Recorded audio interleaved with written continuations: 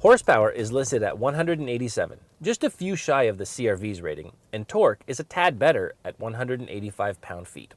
Although Mazda has begun to dabble in turbocharging, the CX-5's four-cylinder is naturally aspirated and paired with a conventional 6-speed automatic, delivering a quick jump thanks to an eager throttle, and power builds smoothly, if a bit loudly if you really push it. It's nowhere near as unpleasant as the CR-V though. While the original CX-5 was a fuel efficiency champ, the CX-5 has not raised the bar again this time around. Its 26 miles per gallon combined rating not likely to impress next to the CR-V's 29. The CX-5's city rating is 23 miles per gallon, and out on the highway it should deliver 29, though it is a smooth highway cruiser with a button-down ride and stable driving manners, and that's before you even turn on all the driving nannies. The CX-5 lives up to Mazda's reputation as a builder of driver's cars, delivering the best overall driving experience in the segment, carefully balancing a fun-to-drive character with a comfortable ride. Mazda worked hard on improving the ride quality and sound insulation, and it is felt in many situations. The ride never feels too stiff or jittery, rolling over rough roads with just quiet thumps that are quickly controlled, and the CX-5 stays impressively flat through the corners for a compact SUV. To top it all off, it has the usual Mazda flair for drivers, with responsive steering and a chassis that you'll enjoy on twisty roads. Where the CX-5 might struggle to win over compact crossover shoppers is in the practicality department. With the rear seats up, it's got just over 30 cubic feet of space, and with the seats folded, it doesn't even crack 60 cubic feet. However, what it lacks in sheer volume, it makes up for with flexibility. Like the CR-V, it has release handles in the side of the trunk that allow you to drop the rear seat from the back of the vehicle. However, the CX-5's rear seats are split 40-20-40, meaning you can drop all of it, either side, or even just the middle section so you can haul long objects like skis or 2x4s while still able to accommodate 2 rear passengers or without having to remove child seats. While the cargo space is flexible, the rear seat space is pretty tight even for a compact crossover. The seats themselves are comfortable, and headroom is actually better than the CR-V, but legroom isn't great because the center console juts out and a large driveline tunnel severely limits foot and knee room in the rear middle seat. For 2017, Mazda has added the option of heated rear seats and heated steering wheel. Up front, the CX-5 really comes into its own with comfortable seats and luxurious materials you don't expect from mainstream brands. The CX-5 sets a new standard for interior quality with soft-touch plastics, rich leather, an attractive layout, and solid switchgear.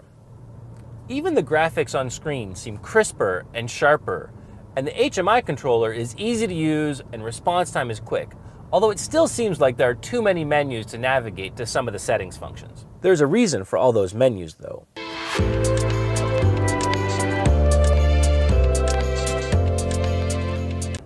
Its 190 horsepower are entirely adequate, but it's the 179 pound-feet of torque available from 2,000 RPM and the CVT that help get the CR-V moving smoothly.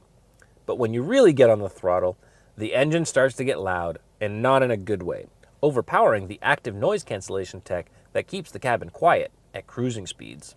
This car just begs to be kept in econ mode, lazily accelerating with the pace of traffic, and letting the CVT maximize efficiency, which has been stellar throughout our long-term test.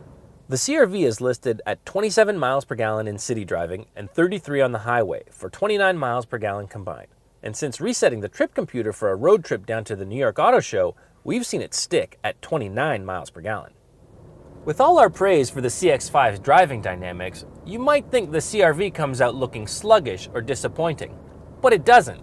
While not quite as sharp and responsive as the CX-5, the CR-V is still smooth and comfortable, and what it gives up to the CX-5 in terms of steering and cornering isn't likely to be felt in typical conditions driving the family hauler around to work and school and weekend activities. There's no getting around the fact that the CR-V is bigger inside, with 39 cubic feet of trunk space and 75 with the seats folded, but you might be surprised to hear that the two are virtually identical in length and width. In fact, the CX-5 actually has a longer wheelbase, and although the CR-V has slightly better legroom on paper, it really doesn't do justice to the amount of room in the CR-V's back seat, with an almost flat floor that means the center position isn't a cruel and unusual punishment. And back in the cargo area, a lower load floor will make it easier to load heavy items. The front row is just as spacious and the seats are comfortable, even for long hauls. It's only next to the CX-5 that the quality lags behind. Materials and buttons are all decent, but the leather is nowhere near as nice, and the fake stitching looks tacky compared to the real thing in the CX-5. Though the CX-5 takes it to another level with its gorgeous looks, luxury materials, and nifty head-up display. However, the CR-V is the more spacious, efficient, and practical one, and it's just as easy to drive and park without feeling cumbersome or sloppy. In this pairing, the CX-5 might be the better car, but the CR-V is a better utility vehicle, so it wins this comparison by the slimmest of margins and remains our compact crossover champ.